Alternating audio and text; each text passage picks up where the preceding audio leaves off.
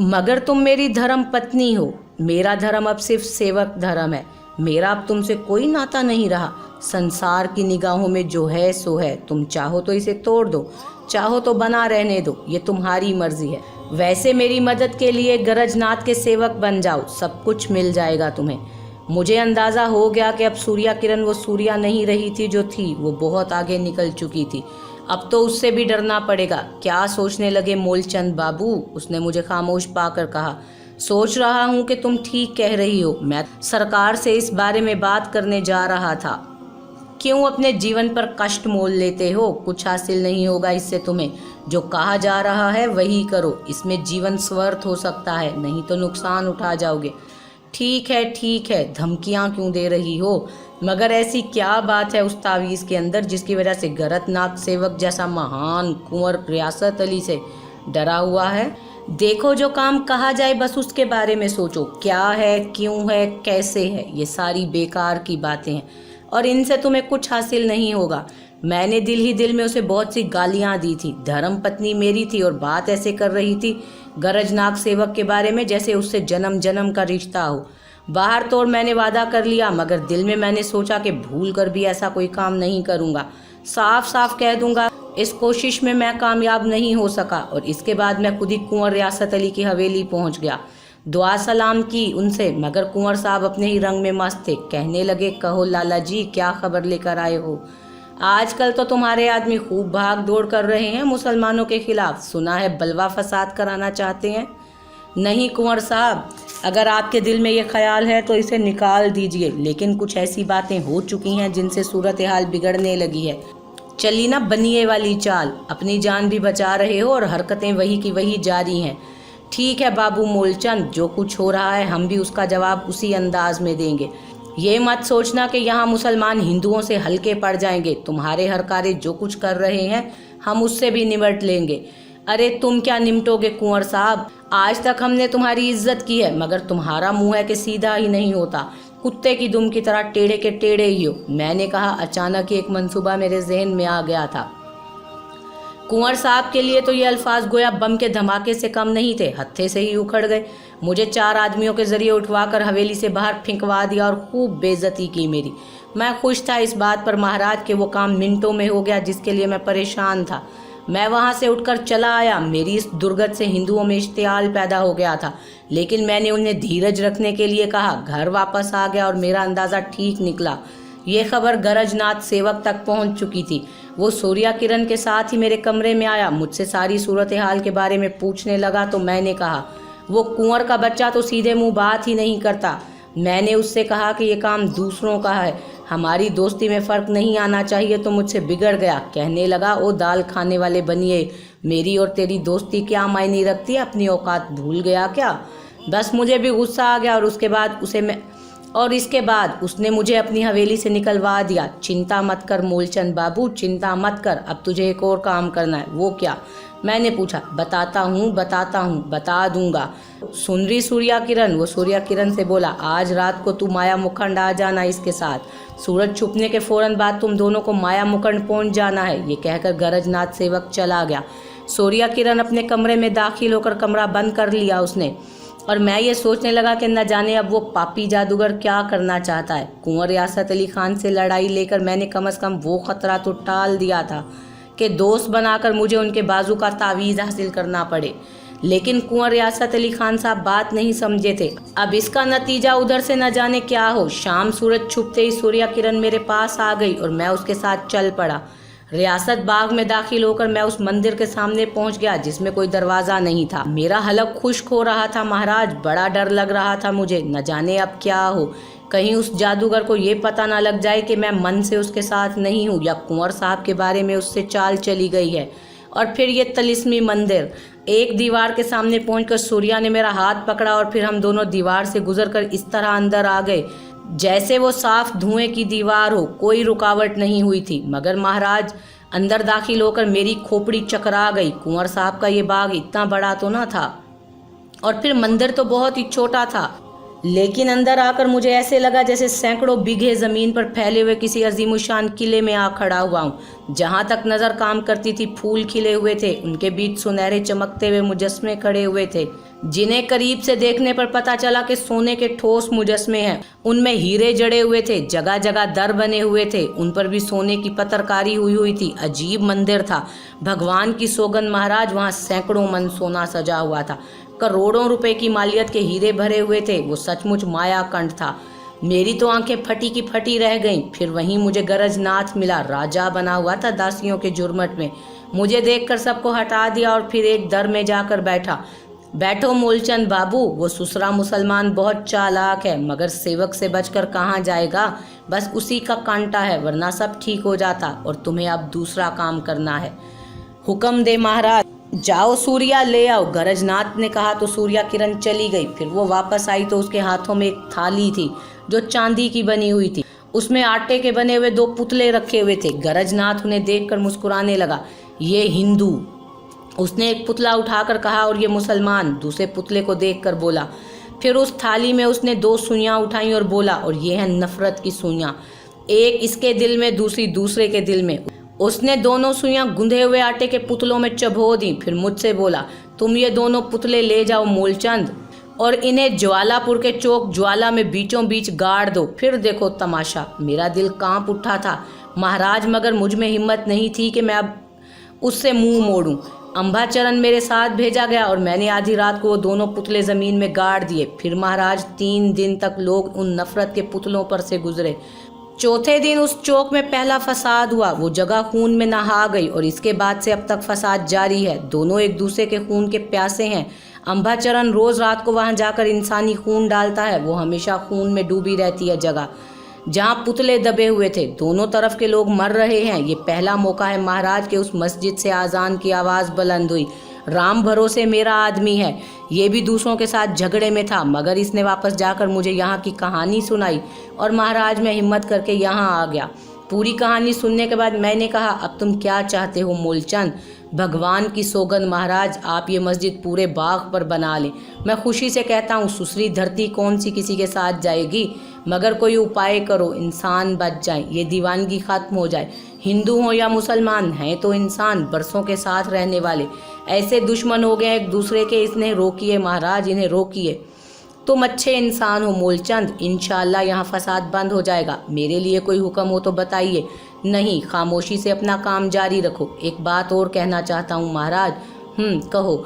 हो सकता है धर्म के दीवाने दोबारा यहाँ कोई हरकत करने आए, आप उसे मेरा काम ना समझें। मैं खुलकर ये बात नहीं कह सकता कि मेरे मन में क्या है, मगर आपसे कह चुका हूँ कि आप चाहें तो मेरे इस पूरे बाग को मस्जिद बना लें, मुझे इतराज़ ना होगा। मैं समझता हूँ मूलचंद। फिर मैं चलता हूँ महाराज।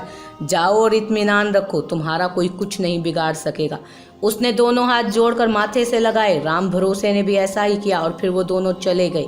इकराम किसी पत्थर के बुत की मानित साकित था। मैंने मुस्कुराकर उसे देखा, फिर कहा, क्या बात है इकराम, कुछ बोलोगे नहीं? ये सब कुछ कितना अजीब है। हाँ, दुनिया की कहानियाँ हैं, ऐसी ही होती हैं और ऐसा ही होता है। चलो ठीक है, काम जारी है, आगे बढ़ रहा है। तुम घबराए हुए तो नहीं हो ना? नहीं, बिल्कुल नहीं मसूद भैया।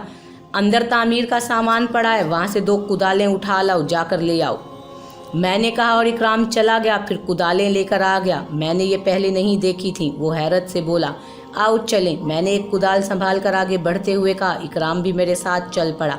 वही वीरानी और हैबतनाक सन्नाटा। इकराम खौफजदा था मगर हिम्मत किए हुए था। उसे खौफ था कि किसी तरफ से छुपा हुआ कोई हिंदुओं का गोल ना निकल आए। बमुश्किल उसने कहा, हम कहाँ जा रहे हैं मसूद भैया? ज्वाला चौक।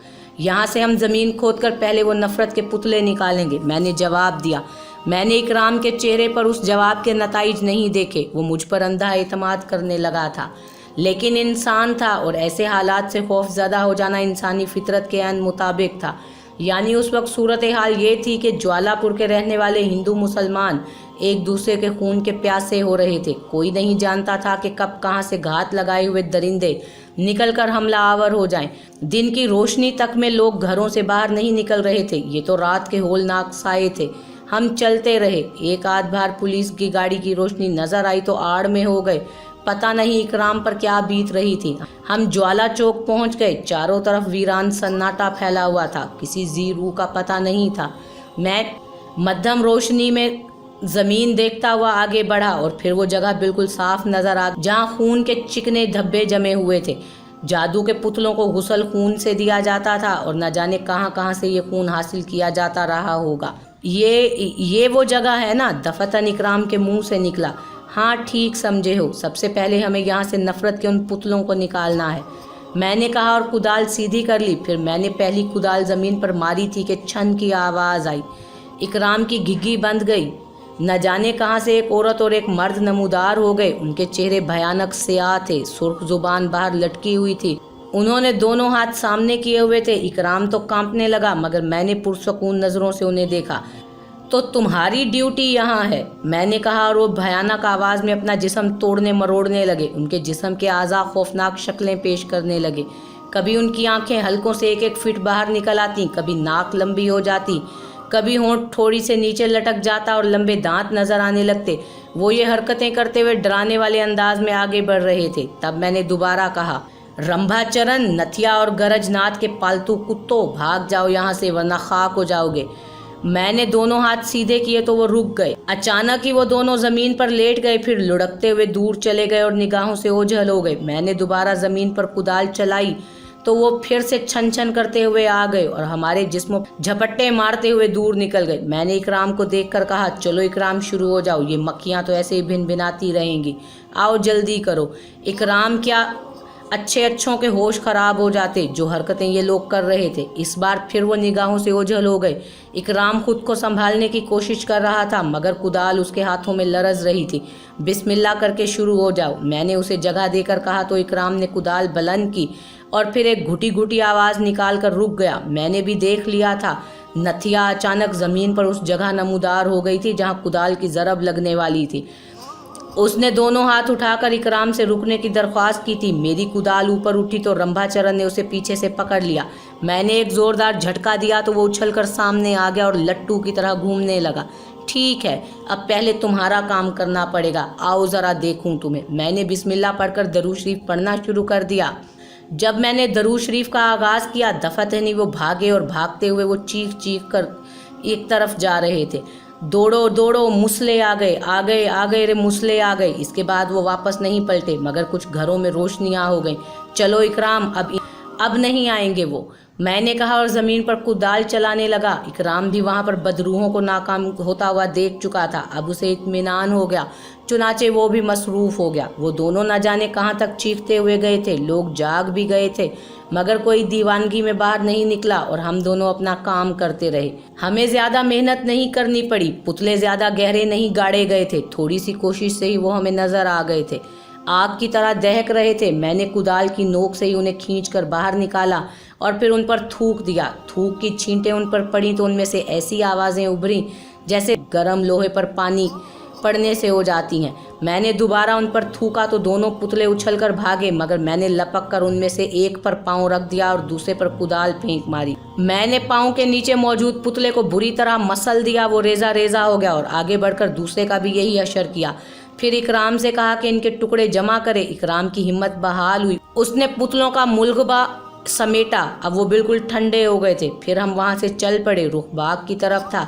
रास्ते में कोई मज़ामत नहीं हुई और हम बाग में दाखिल हो गए। बाग के एक गोशे में पुतलों का मुलगबा ज़मीन पर डालकर उसमें आग रोशन कर दी। चंद लम्हों में वो जलकर खाकस्तर हो गए। तब हम मस्जिद में वापस आ गए। इकराम खामोशी से अपनी मखसूस जगह पर जाकर लेट गया था। दूसरा दिन मामूल के मुताबिक था। सुबह, दोपहर और फिर शाम हो गई। मगरिब होने में देर बाकी थी कि मस्जिद के बड़े दरवाजे पर दस्तक हुई। मैंने खुद दरवाज़ा खोला। मूलचंद था। मुझे देखकर उसने दोनों हाथ जोड़ दिए और बोला, सलाम महाराज, कैसे हो मूलचंद? दया है भगवान की, हमारे आने का बुरा तो नहीं मानते महाराज? नहीं भाई, बुरा क्यों मनाता और बुरा क्यों मानूं? मैंने मुस्कुरा कर कहा, भगवान की सौगंध बता नहीं सकता आपको कि मुझे क्या हो गया। बड़ा मन लग गया है आपसे, ये तो तुम्हारी मोहब्बत है। कहो ज्वालापुर के क्या हालात जा रहे हैं? एक बात पूछना चाहता हूँ आपसे। पूछो। ज्वालापुर चौक की ज़मीन खुदी हुई है। दूसरे उस बारे में नहीं जानते, पर मैं जानता हूँ कि वहाँ क्या था। आपने महाराज, आपने किया है क्या सब कुछ? वो सवालिया नज़रों से मुझे देखने लगा। मैंने एक लम्हे के लिए कुछ सोचा, फिर कहा, हाँ मूलचंद, तुमने मुझे उस नफ़रत की वजह बता दी थी और सबसे पहला काम यही ज़रूरी था कि नफ़रत की वजह ख़त्म की जाए। मैंने दोनों जादू के पुतले निकाल कर खाकस्तर कर दिए और अब उनका वजूद नहीं बचा है बाकी। मूलचंद के चेहरे पर खुशी के तासुरात फैल गए। उसने दोनों हाथ जोड़कर गर्दन हिलाते हुए कहा, जय हो महाराज की। भगवान की सौगंध, मेरा ख्याल सीधा उसी तरफ गया था और मुझे याद आ गया कि मैंने महाराज को उन पुतलों के बारे में बताया था। ये काम महाराज का ही हो सकता है। हुआ यूं, महाराज के 18 आदमियों पर बनी हुई एक कमेटी मेरे पास आई। अच्छे अच्छे लोग शामिल थे उसमें, समझदार हैं, ज्वालापुर के रईसों में से भी हैं, कारोबारी हैं, सारे के सारे हिंदू थे। मेरे सामने आए, कहने लगे कि मूलचंद महाराज, आखिर ये कत्लो गारतगरी कब तक होती रहेगी? मुसलमान भी मर रहे हैं, हिंदू भी मर रहे हैं, फ़ायदा किसी को नहीं हो रहा। क्यों ना एक भाईचारा कमेटी बनाई जाए और उस सिलसिले में बात की जाए। अब ये लड़ाई ख़त्म हो जानी चाहिए। जहाँ तक बात गरजनाथ सेवक की है तो महाराज गरजनाथ जो मन चाहे करे, भुवानी कंड बनाए, ज्वालापुर को माया मुकंड बना दे, हमें क्या, हम क्यों लड़ें आपस में। और जहाँ तक मुसलमानों के ज्वालापुर से बाहर निकाल देने का सवाल है तो महाराज ने देख लिया कि अगर मुसलमान ज्वालापुर में ना रहे तो हिंदू ही कितने बचेंगे। बराबर की चोट जारी है, 4 हम उनके मारते हैं तो 5 वो हमारे मार देते हैं। क्या इस तरह मुसलमानों को ज्वालापुर से ख़त्म किया जा सकेगा? बात तो ये होती कि हमारा कोई नुकसान नहीं होता। मैंने फ़ौरन ही बात उचक ली और कहा, ये तो तुम लोगों के सोचने की बात है, मैं क्या कह सकता हूँ। मैं अगर बाहर निकलकर तुमसे ये बात कहता तो तुम लोग यही कहते कि मैं बुज़दिल हूँ और मुसलमानों के डर से इनसे समझौता करना चाहता हूँ। बात डर, खौफ या बुज़दिली की नहीं महाराज मूलचंद, आप हमें ये बताइए कि अब तक कितने हिंदू मरे और कितने मुसलमान। ये झगड़ा तो लंबा ही चलेगा, सरकार तक कुछ नहीं कर रहा इस सिलसिले में। पुलिस वाले उधर जाते हैं तो उधर से हमला होता है, नुकसान उनका भी होता है और हमारा भी होता है। बहुत से घर बर्बाद हो गए हैं महाराज, अब ये धंधा ख़त्म हो जाना चाहिए। तो फिर तुम जैसा कहो भाइयों, मैं तैयार हूँ, मैं कब इस बात से इनकार कर रहा हूँ। होना क्या चाहिए महाराज, हम इसीलिए तो आपके पास जमा होकर आए हैं। पहले ये बताओ कि जो भाईचारा कमेटी तुमने बनानी है, क्या तुम्हारी बात दूसरे भी मानेंगे? अरे सुसरे कैसे नहीं मानेंगे? भला लड़ने भिड़ने से कोई फायदा हो रहा है किसी का? सारे काम धंधे चौपट पड़े हुए हैं, घरों में फाकों की नौबतें आ गई हैं। और फिर अगर जो नहीं मानेगा हम उससे खुद मनवाएंगे डंडों के जोर पर। पुलिस भी हमारा साथ देगी, कौन चाहता है कि फसादात होते रहें। तो फिर अब तुम्हारी क्या राय है मुखिया सिंह? मैंने उनमें से एक बड़े आदमी से पूछा। कुंवर रियासत अली से बात किए बिना बात नहीं बन सकती। जिस तरह से हिंदू आपकी बात मान रहे हैं मूलचंद महाराज, इसी तरह मुसलमान कुंवर रियासत अली की बात मान रहे हैं। बल्कि उड़ती उड़ती खबर तो हमने ये सुनी है कि कुंवर रियासत अली ने चोरी छुपे बड़ा असलहा मंगवाया है और अब वो हिंदुओं के खिलाफ उसे इस्तेमाल भी करेगा।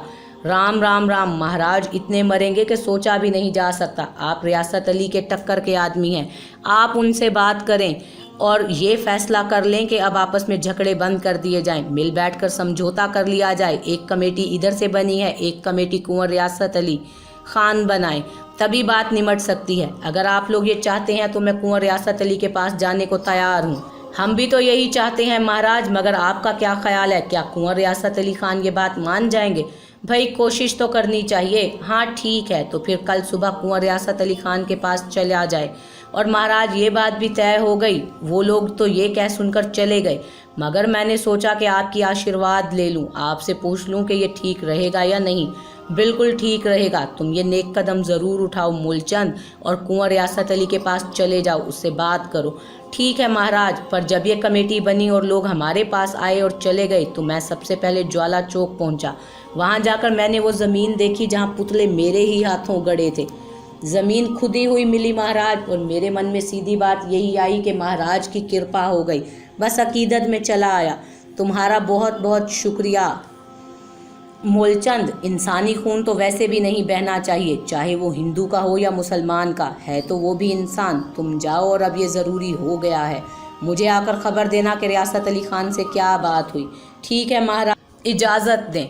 मूलचंद चला गया और मैं वापस आ गया। वाकई एक दिलचस्प बात हुई थी और अब इसमें कोई शक व शुबा नहीं था कि मुझे ज्वालापुर की बिशारत बेमकसद नहीं हुई थी। मेरा एतमाद तो अब आसमान से भी ऊंचा हो गया। कोई मसला बाकी नहीं रहा था, रानुमाई हुई थी। जहाँ कुछ बताना ज़रूरी होता बता दिया जाता, हर तरह की एआनत होती, यहाँ तक कि मेरे खाने पीने तक का बंदोबस्त कर दिया जाता। सही मायनों में मुझे बड़ा रुतबा दिया गया। शुक्रगुजारी मेरे रगो पैर में रची हुई थी। मगर अपना तज्जिया करने का जब भी वक्त मिलता बड़ी शर्मिंदगी होती। मैं खुद को किसी काबिल नहीं बना सका था। मैं जानता था कि दिल के जख्मों पर खरंड आ गई है, नीचे जख्म हरे ही हैं। जब भी यादों की हवा चलती ये जख्म कसकने लगते, और अब तो इस कसक में एक और कसक शामिल हो गई थी, यानी सुरैया। नहीं भूल सका था उसे, नहीं भूल पा रहा था। उसके तस्वुर को खुद से भी छुपाता था। दिल में ख्याल आ जाता तो खुद से शर्मिंदा हो जाता। वहाँ से मुझे इस कदर बुलंदियाँ बख्शी गई हैं, और यहाँ मैं इतना ही पस्त इंसान हूँ, अपनी मोहब्बतों अपनी चाहतों के जाल में जकड़ा हुआ हूँ। दुनिया मुझे इस तरह समेटे हुए है, सब याद आते हैं, सब पुकारने लगते हैं। उस वक्त जब यादों की हवा चलती और ये लम्हात मेरे लिए बड़े जान गुसल होते। जब मैं खुद से छुपता था, इकराम की सूरत में सुरैया के नकूश झलकते थे, और कभी कभी तो मैं उसे देखकर आंखें बंद कर लेता। फिर याद आ गया था वो सब कुछ, फिर याद आ गया था। न जाने इकराम को भी वही मौजू क्यों सूझ गया। बड़े दिलचस्प वाक़यात हैं मसूद भाई। आपके ख्याल में क्या कुंवर साहब मान जाएंगे? अल्लाह जाने, देखना पड़ेगा। मेरे ख्याल में मान जाएंगे, क्योंकि नफरत खत्म हो चुकी है, इकराम ने कहा। फिर बोला, ज्वालापुर में कब तक रहेंगे भैया? कुछ नहीं कहा जा सकता। नहीं, कोई वजह नहीं है, बस ऐसे ही। वैसे ये मस्जिद बड़ी पुरसकून है। पहले मुझे यहाँ खौफ महसूस हुआ था, अब यूं लगता है जैसे यहाँ जितने लोग भी हैं दोस्त और मोहब्बत करने वाले हैं। और भैया एक बात कहूँ, दिल से कह रहा हूँ, ज़रूर कहो। मैंने सुरैया का भी सब्र कर लिया है, बस एक बेबस भाई की तरह। हर नमाज के बाद उसके लिए दुआ करता हूँ, अपने अल्लाह से कहता हूँ कि मैं क्या और मेरी औकात क्या, बल्कि मैंने तो अपनी औकात देख ली। एक लम्हा भी बहन का मुहाफिज नहीं बन सका। मुझ मजबूर बेकस की क्या मजाल कि मैं उसके किसी बंदे की हिफाजत कर सकूं। अपने बंदों की हिफाजत अल्लाह की ज़ात खुद करती है। बस दुआ करता हूँ अल्लाह मेरी सुरैया को अपनी पनाह में ले ले और उस शैतान मरदूद के सितम से उसे बचाए। भैया, तुम्हारी मोहब्बत में मुझे ये दर्स मिला है। हालांकि अल्लाह ने तुम्हें बुजुर्गी बख्शी है, तुम बहुत सौ के मसाइल हल कर सकते हो, लेकिन मैं जानता हूँ तुमने अपने कुंबे को अल्लाह की रजा पर छोड़ दिया है। रूह बेकरार हो गई थी। हाँ, ऐसा ही है, एक ही सहारा तो होता है इंसान के पास। मेरे पास भी बस वही सहारा था, मगर मैं तो उनके लिए दुआ भी नहीं करता था। वो याद आ जाते थे और ये याद ममनू थी मेरे लिए। मोलचंद को वाकई मुझसे अकीदत हो गई थी। दूसरे दिन दोपहर 2:30 बजे मेरे पास आ गया। उसकी दस्तक से मैं समझ गया कि वही हो सकता है। चेहरा किसी कदर उतरा हुआ था। मुझे देखकर अफसुर्दगी से हाथ माथे पर रख दिए। कहो मूलचंद, खैरियत है? खैरियत नहीं है महाराज। क्यों, क्या हुआ? कुंवर रियासत के पास गए थे हम लोग, फिर वो नहीं मान रहे। क्या कह रहे हैं? मेरी बड़ी बेइज्जती की उन्होंने। कहा दाल भाजी खाने वाले हिंदू शेर दिल मुसलमानों का मुकाबला क्या करोगे तुम लोग? अभी लड़ाई चलने दो, नतीजा सामने आने वाला है। मेरे साथ के दूसरे तो बिगड़ गए, मगर मैंने खुद को संभाले रखा। मैंने कहा मुझे और गालियां दे ले महाराज, मगर इंसानों का खून बहने से रोकें। क्या कहा उन्होंने? कहा इंसानों के खून की बात ना करो, हिंदुओं के खून की बात करो। शायद तुम्हें पता चल गया है। क्या? हमें तो बस यही पता चला महाराज कि कुंवर रियासत ने असलहा मंगवाया है। अब पता चला है कि कहीं से कुछ आदमी भी आ रहे हैं ज्वालापुर के हिंदुओं से मुकाबला करने के लिए। कुंवर साहब पूरा बदला लेने की तैयारियां कर रहे हैं। आखिरी बात क्या हुई? कहने लगे कि मुसलमानों का नुकसान पूरा करो, हर जिंदगी की कीमत अदा करो, वरना तुम्हें बताएंगे कि ज्वालापुर हिंदुओं से खाली होता है या मुसलमानों से। बस ये आखिरी बात थी। गोया वो नहीं माने। यही बात है महाराज, मूलचंद ने अफसुर्दगी से कहा। फिर बोला, सारे किए धरे पर पानी फिर रहा है महाराज। हमारे साथ जो गए थे वो अब अफसोस कर रहे हैं कि उनसे गलती हो गई। रियासत अली खान शायद उसे हमारी कमज़ोरी समझ रहे हैं। उनके दिमाग पलटते जा रहे हैं महाराज। क्या करना चाहते हैं वो? बस अभी सोच रहे हैं। बात कुछ बिगड़ती नज़र आ रही है। नहीं बिगड़ेगी, फिक्र मत करो। बंदगाने खुदा का खून बहाने का हक किसी को नहीं, रियासत अली खान को भी नहीं। उन्हें भाईचारा कमेटी से इत्तफाक करना पड़ेगा। मगर कैसे महाराज? ज़रा उनकी रिहाइशगाह का पता बताओ। मैंने कहा और मूलचंद ने मुझे पता समझा दिया। फिर बोला, आप जाएंगे महाराज? हाँ, मैंने बड़े यकीन से कहा। आप हुक्म दे तो हम भी चलें। तुम अपने घर जाओ, मैं तुम्हारी तौहीन नहीं चाहता। रियासत अली खान अगर ऐसे आदमी हैं तो दोबारा तुम्हें देखकर सोचेंगे कि तुम उनसे डर गए हो। ठीक है महाराज, मूलचंद ने कहा और फिर वो चला गया। राम ने कहा, कुंवर साहब बहुत मगरूर मालूम होते हैं। ठीक हो जाएंगे, मैंने कहा। फिर क्या इरादा है? असर के बाद चलेंगे, मैंने जवाब दिया। नमाज असर से फारिग होकर मैंने इकराम को साथ लिया और मस्जिद से बाहर निकल गया। रास्ता तय करते हुए एक ज़रा सी तब्दीली ये नज़र आई कि अब सड़कों पर इक्का दुक्का लोग चलते फिरते नज़र आ रहे थे। जबकि अब से पहले वाला ज्वालापुर शहर खामोशा लगता था। कुंवर रियासत अली खान की हवेली पहुंच गए। किला बना रखा था उन्होंने हवेली को, तर्ज तामीर भी किले जैसी थी। दरवाजे पर 2 मुसल्ला आदमी खड़े थे मगर दरवाज़ा खुला था। जी फरमाइए, उन्होंने मुझे घूर कर पूछा। कुंवर रियासत अली खान से मिलना है। हिंदू हैं या मुसलमान? अल्हम्दुलिल्लाह हम दोनों मुसलमान हैं। जाओ कुंवर साहब के पास ले जाओ। एक पहरेदार ने दूसरे से कहा तो दूसरा आदमी मेरे करीब आकर बोला, तलाशी दो। कैसी तलाशी? इकराम बोला, हाथ ऊपर हटा दो। देखना है कि तुम्हारे पास हथियार तो नहीं। देख लो भाई, जल्दी करो, मैंने बेजारी से कहा। फिर वो शख्स हमें अंदर ले गया। सामने के हिस्से से गुजर कर अंदरूनी हिस्से में दाखिल हुए। फिर एक खूबसूरत खुले हिस्से में निकल आए जहाँ सुर्ख ईंटों का फर्श था। गमले सजे हुए थे, उनमें तरह तरह के फूल महक रहे थे। दरमियान में कुंवर साहब बारीक मलमल का कुर्ता और लट्ठे का पाजामा जेबतन की एक खास किस्म की आरामदेह कुर्सी पर नीम दराज थे। सामने बेचवान रखा हुआ था जिससे खमीरे की खुशबू उड़ रही थी। सुर्खों सफ़ेद चेहरे और अच्छी सेहत के मालिक रिवायती किस्म के नवाब नजर आ रहे थे। सरकंडे से बनी मेज़ पर खास दान रखा था और कुंवर साहब के होंठों पर पान की धड़ी नजर आ रही थी। आसपास बहुत से मूंढे पड़े हुए थे जिनमें से 4 पर 4 अफराद बैठे थे, बाकी खाली थे। वैसे हवेली में खूब चहल पहल थी और यहाँ तक आते हुए कोई 20-25 अफराद नज़र आए थे। कुंवर साहब ने हमें देखकर किसी खास रद्द अमल का इजहार नहीं किया, अलबत्ता सवालिया नज़रों से इधर देखते रहे। यहाँ तक के पहरेदार हमें लेकर उनके करीब पहुँच गया। मैंने बाआवाज़े बुलंद सलाम किया जिसका जवाब मिला। इसके बाद पहरेदार ने कहा, कदम बोसी के लिए हाजिर हुए हैं ये 2 हज़रात। हुक्म के मुताबिक हाजिर खिदमत किया। जाओ। कुंवर साहब ने उल्टे हाथ से इशारा किया और पहरेदार सर झुकाकर चला गया। कुंवर साहब सवालिया नज़रों से हमें देखने लगे। सुबहान अल्लाह, लगता है दरबार अकबरी में आ गए। बल्कि हाज़िरी की इजाज़त अता करके हमें भी शायद मेहमानों की कुछ पजीराई की जाती हो, बस इतना फ़र्क महसूस होता है। मैंने मुस्कुराते हुए कहा। मेरे अल्फाज को महसूस कर लिया गया और समझ लिया गया। नागवारी के असरात नमूदार हुए। फिर नखुवत भरे लहजे में कहा, मुंडे घसीटो और बैठ जाओ। चलो इकराम, बैठ जाओ। मैंने गहरी सांस लेकर कहा और हम दोनों बैठ गए। कौन हो और क्यों आए हो? कुंवर साहब ने कहा, बंदगाने खुदा हैं और बंदगाने खुदा की जान बख्शी कराने आए हैं। मैंने जवाब दिया, क्या मतलब? ज्वालापुर में दाखिल हुए तो अजीब हाल देखा। मलाल हुआ। जो भी मर रहा है इंसान है, चाहे कोई भी मजहब हो उसका। आप साहिब इक़्तिदार हैं, बेहतरी तलाश कीजिए। ज्वालापुर में कहाँ से दाखिल हुए? यहाँ के रहने वाले नहीं हो क्या? कुंवर साहब ने पूछा। हाँ, कहीं और से आए थे। स्टेशन पर उतरे तो पता चला कि यहाँ तो कष्टो खून का बाजार गर्म है।